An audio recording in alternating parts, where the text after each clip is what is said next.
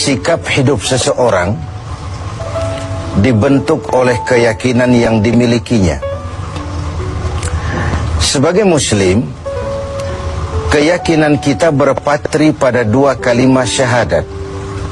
Asyhadu an la ilaha illallah wa asyhadu anna Muhammadar Rasulullah. Kalimat ini membentuk perilaku kehidupan. Itulah ikrar yang kita ucapkan. Artinya, pada saat kita berkata asyhadu an la ilaha illallah, saya bersaksi tidak ada Tuhan selain Allah, kita sudah melaksanakan sebuah ikrar. Kalau saya yakin tidak ada Tuhan selain Allah, itu berarti saya tidak akan pernah takut kecuali hanya kepada Allah. Saya tidak akan pernah menggantungkan hidup kecuali hanya kepada Allah. Saya tidak akan melarikan persoalan kecuali hanya kepada Allah. Saya tidak akan minta tolong kecuali hanya kepada Allah. Saya tidak akan minta rezeki kecuali hanya kepada Allah. Berurat dan berakar itu di dalam hati, membentuk kepribadian dan mewarnai seluruh langkah kehidupan kita. Di zaman kita fasih betul mengucap dua kalimat syahadat. Tahlil pun lancar.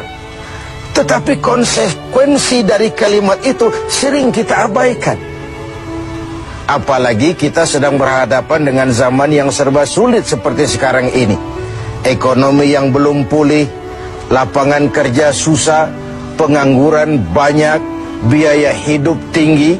Orang mudah mengalami proses pergeseran nilai. Solatnya masih menghadap Allah, tapi kepengen dagangan laris menghadap dukun. Dicampurlah itu, iyyaka na'budu wa dukun nasta'in. Ini kan sudah gaya hidup yang sinkrit. Nah, puasa melahirkan keikhlasan. Kenapa? Karena ibadah ini seperti kita pernah bicarakan tanpa sugesti. Mungkin kalau kita sholat masih berharap dilihat orang. Kita membayar zakat, kita bersedekah masih berharap dilihat orang. Tapi dengan puasa hanya kita dan Allah saja. Ini harusnya melahirkan gaya hidup keikhlasan. Bahwa kalau kita sudah berbuat, yang penting kita dan Allah saja. Mau dipuji orang atau tidak, mau didengar orang atau tidak, mau dilihat orang atau tidak, yang penting saya sebagai pelaksana sebuah ibadah dan Allah sebagai tempat tujuan kenapa ibadah ini saya laksanakan. Karena itu, pada jumpa kita sore ini kita akan bicara tentang ikhlas dalam menghadapi kehidupan ini. Sebab bukan saja hanya sholat kita harus ikhlas, puasa harus ikhlas, zakat harus ikhlas, menjalani hidup ini pun kita harus dengan penuh keikhlasan. Kita tahu bahwa apa saja kalau sudah mulai kita gantungkan kepada yang selain Allah, bersiaplah untuk kecewa. Apa saja kalau sudah mulai kita gantungkan kepada yang selain Allah, bersiaplah untuk kecewa. Nah, ikhlas tentu bukan hal yang mudah dilaksanakan, walaupun sangat mudah untuk diucapkan. Tetapi inilah yang diperintahkan Allah kepada kita. Kalian wa ma umiru illa liya'budullaha mukhlisin. Kalian tidak diperintahkan kecuali hanya menjadi penyembah Allah yang penuh keikhlasan.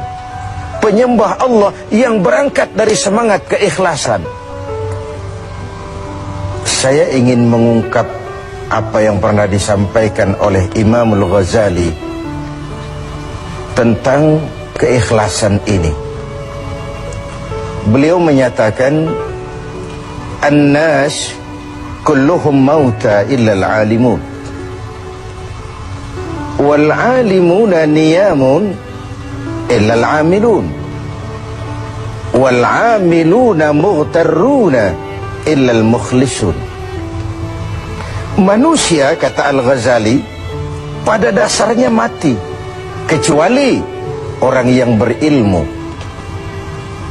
Orang yang berilmu walaupun dia hidup, tidur, kecuali yang mengamalkan ilmunya. Dan orang yang mengamalkan ilmunya, banyak yang tertipu, kecuali yang ikhlas di dalam mengamalkannya.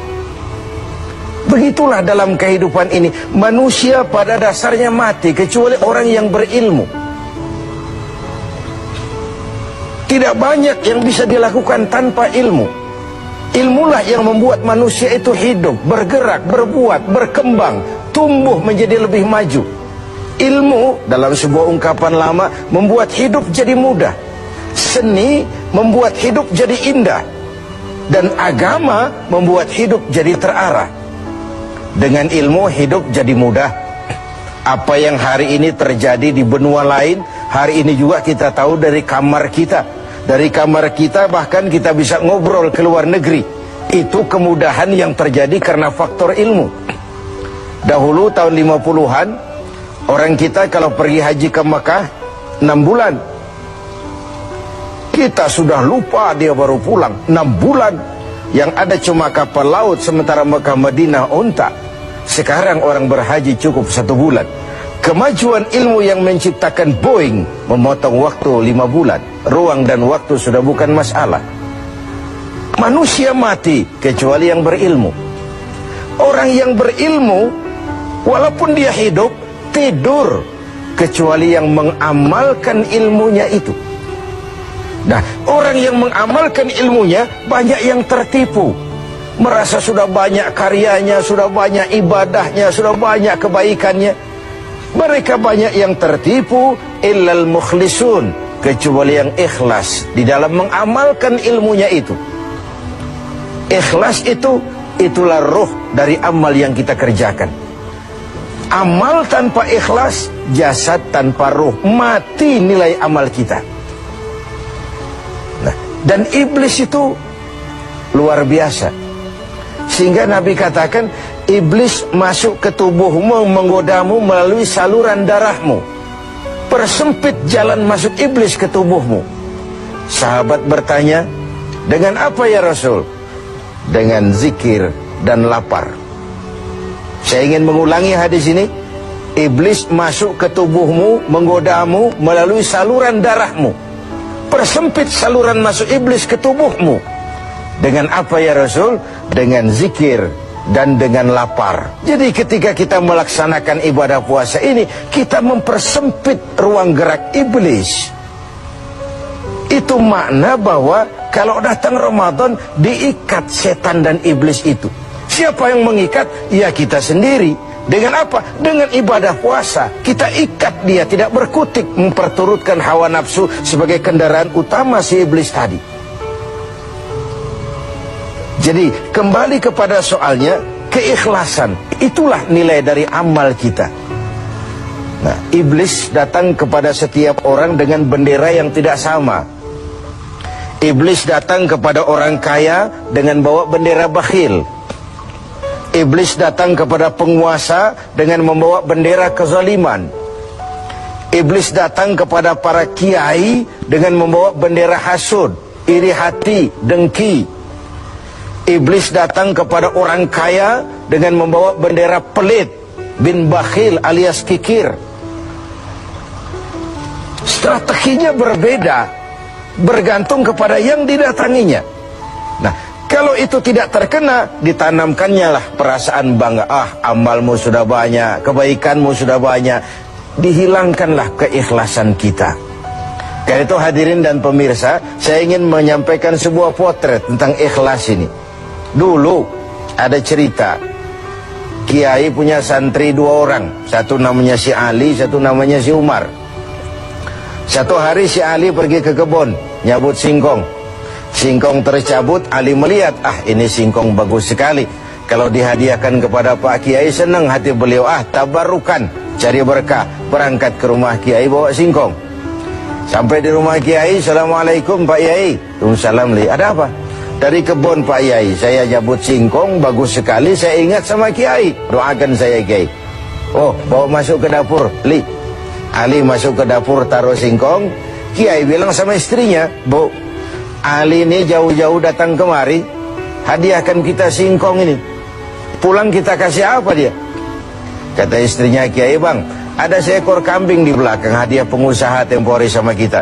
Daripada di sini tidak ada yang merawat, kan lebih baik dikasihkan si Ali. Siapa tahu dia pelihara berkembang biak jadi banyak nantinya. Jadilah itu. Ali permisi mau pulang, kata Kiai, Li, saya hadiahkan kau seekor kambing, peliharalah, mudah-mudahan membawa berkah. Terima kasih Pak Yai. Pulanglah Ali dengan kambing seekor ini. Di jalan pulang ketemu temannya si Umar. Dari mana kau, Li? Dari rumah Kiai Umar.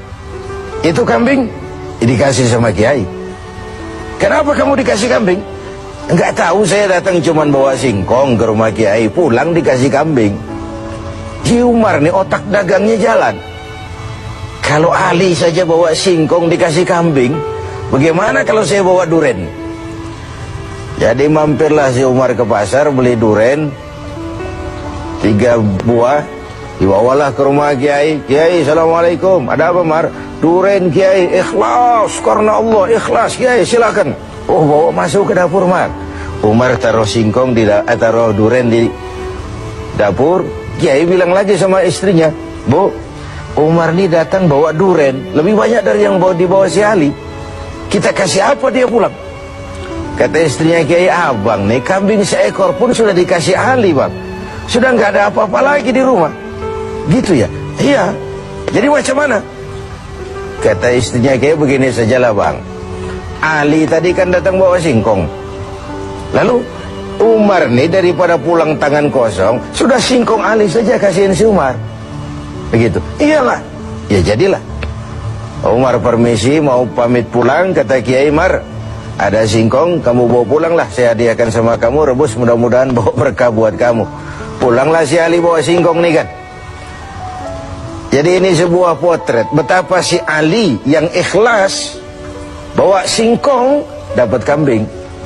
Umar nih yang punya target bawa duren 3, pulang dapat singkong.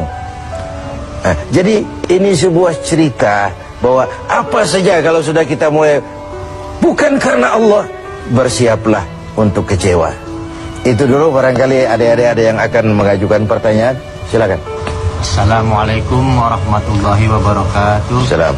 Ustaz Kiai, ada yang saya tanyakan berkenaan dengan ikhlas.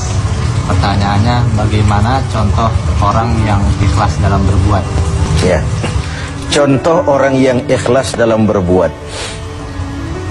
Saya ingin menyampaikan sebuah cerita saja, tapi agak vulgar, tapi ini agak mendekati ya. Orang yang ikhlas dalam berbuat itu, mohon maaf, barangkali agak mirip-mirip orang yang buang air besar. Ini saudara-saudara, kalau pagi buang air besar ikhlas enggak? Ikhlas kan? Apa pernah ditengok-tengok? Enggak pernah. Apa pernah berharap balik lagi? Juga enggak. Walaupun malam habis makan enak, makan sate, buahnya anggur, apel, besok pagi dibuang ikhlas. Enggak begitu jatuh terus ditengokin, jangan-jangan satenya ini. Enggak, sudah ikhlas, kurelakan di kau pergi. Begitu kira-kira contoh orang yang ikhlas dalam berbuat. Ini maaf ya, contohnya agak vulgar, tapi saya pikir itu yang agak mendekati. Kalau sudah berbuat ya sudah, diikhlaskan saja, dilepas. Karena ikhlas itu kan artinya selamat, selamat dari noda, selamat dari kepentingan yang selain Allah, bersih dari kepentingan yang selain Allah. Nah itu yang kita inginkan dalam berbuat. Dan puasa sekali lagi melatih kita untuk menerapkan sikap-sikap ikhlas. Kan kalau sudah kita puasa, yang tahu cuma kita dan Allah saja. Bukan karena ingin dipuji orang, bukan karena ingin disanjung orang, tapi karena melaksanakan perintah Allah berdasarkan keikhlasan. Mudah-mudahan puasa ini semakin mendorong kita menjadi orang-orang yang ikhlas.